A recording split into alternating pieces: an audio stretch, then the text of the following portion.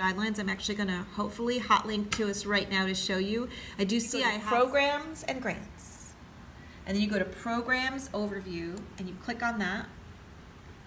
And then you have to scroll down to the museum program. There we are right there. Click on View. Now you have to scroll again. So you're going to scroll down past our mugshots. There's me and Fabiana. And you will see in the Forms and Guidelines, Museum Program Professional Development Grants for 2019. And you're going to click on that. I'm also going to mention while I'm here, if you did not receive my e-blast, if you learned about this webinar through another means, the museum program has a list that you can join where I send occasional blasts. You can join that here. But I'm going to go back to the Museum Program Professional Development Grants 2019. I'm going to open that up. And this file includes everything you need to know, and I highly, highly encourage that you download this. It's going to walk through everything that's in this PowerPoint. It's going to give you a quick checklist of what you need to do to submit and what you will need to do if you are a recipient. It gives you a preview of all the questions that will be in the application form. I'm going to discuss the application form very shortly, but you can know in advance what those questions are. It also provides you a very lengthy, frequently asked questions that we've developed over the past few years. You know, whether you meet eligibility, how do you know if your application has been received, to I come from a large museum and there's only one application from a museum allowed, what do I do if I don't know? If my colleague is applying, those are all answered in these FAQ. I don't want to use your time now for this, but I do want to encourage you to read this over because hopefully whatever questions you have will be answered. Again, it's all on the Nysca website. What is not on the Nysca website yet is the form to apply. That will be made live on January 4th. I'm just going back to the PowerPoint. Bear with me. It's not happy with me. There we go.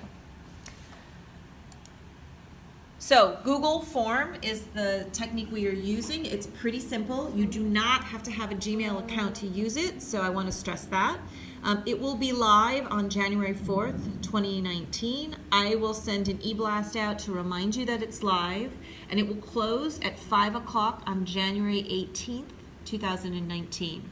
So 2 years ago, we opened this opportunity as a first come, first serve. That is not the case. You do not need to get up at 1 a.m. on January 4th to file this application.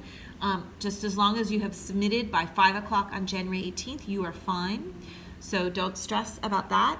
But here's what we're going to do a little differently this year. When we close this at 5 o'clock on the 18th, we're going to get a list of all of the applicants. Fabiana and I are going to make sure that they're all eligible requests. And from those eligible requests, we're going to separate out those institutions that have not received funds from this program in 2018 or 2017. And from that pool, we are first going to draw recipients. This is to try to be as fair as we can and to give the opportunity for those who've never received this or haven't in the past 2 years. And then, once we've gone through about half the funds, we will then bring back the entire pool. So that is how we're approaching giving a priority to those who have not received support. But if you are listening and interested in participating and have received support, you are still completely eligible and are in the running.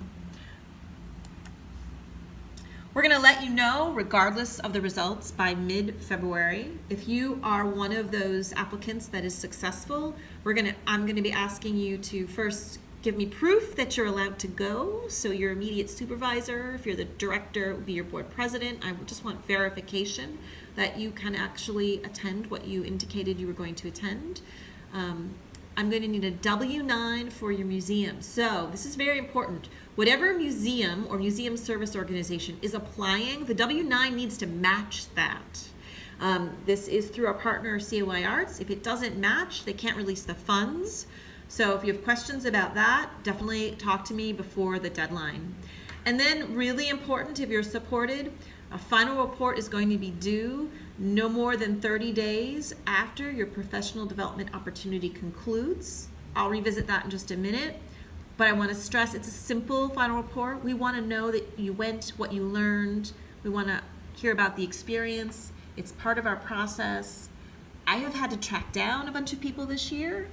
I don't want to have to do that to you. So at the moment we have not instituted, if it's 31 days, then you may not apply in the future, but if I have to chase people down too much, which takes a lot of time, we may have to do that. The bottom line is if anybody is missing a final report by the time this opens, they will not be eligible for this coming year. CNY Arts, our partner, will distribute the awarded funds. They can't do that until New York State gives them the money. Not to bore you all, but they receive these funds in 3 different increments. They don't receive it all at once in January. So it is very possible that if you are applying for an opportunity that happens in the first half of the year, that you may not receive your professional development funds until you've traveled already. I realize that can be a challenge. However, that is that can be the situation, and you need to be able to plan for that should it happen. The Google form. I'd like to give you a chance to take a sneak peek at the Google form. So what I'm about to show you is not the form that will go live, and you're going to know that by the design in the background. The live one has more sharp edges and green and blues. So this is the test, but I want to walk you through a sample. So it's first going to ask you for your email, and I'm going to populate it with mine. It's going to ask for your contact name. This is whoever we should be contacting about this award. So it might be the applicant or it might be someone else at your institution, but this is who I'm going to contact to let them know whether this has been successful or not. Need to add my last name,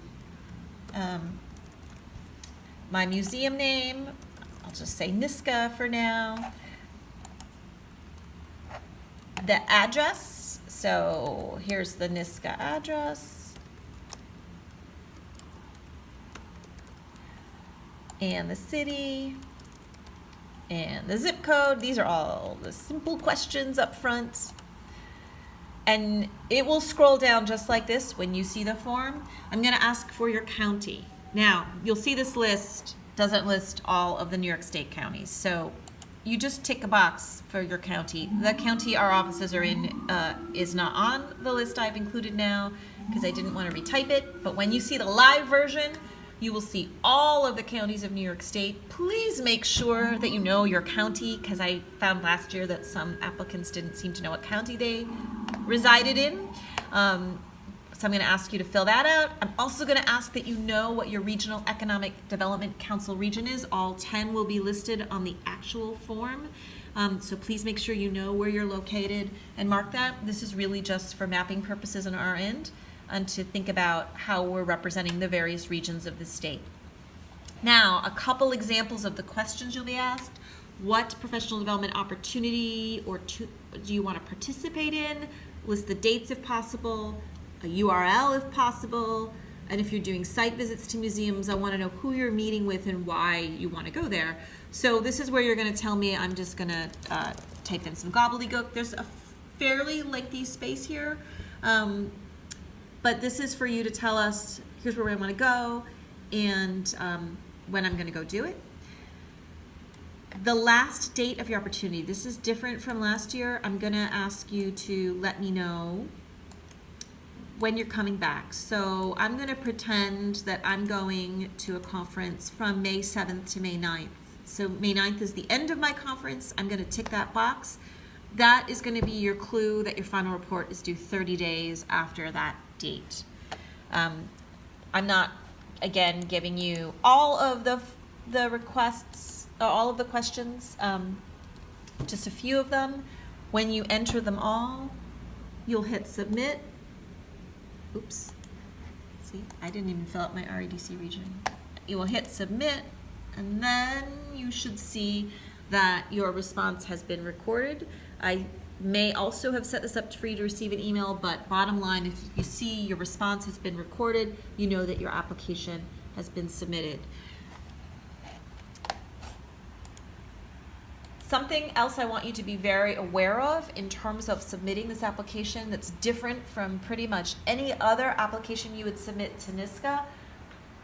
This is not a case-making application. When you're applying to Nysca for the museum program, you're making a case for why you should be supported. You're telling your story through your budget, through your supporting documents, through your narrative, and trying to make the strongest case possible so that your application rates higher than anyone else's so that you can get as much funds as you are requesting.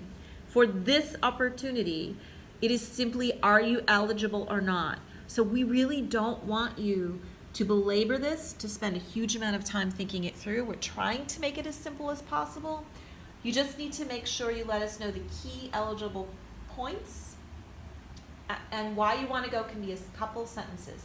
So again, we don't expect this to take a huge amount of your time, and don't worry about the competition in that way. Once you are eligible, it's really going to be the luck of the draw. So those are the main points. You can submit questions in the chat box. I'm going to get to those questions now. And if after this presentation you have more questions, this is my email. I recommend you contact me that way. If I get bombarded with questions and I can't answer them all, I may forward a few to Fabiana to respond. That's it. We're both perfectly capable of answering your questions, so whichever one of us responds is a good thing.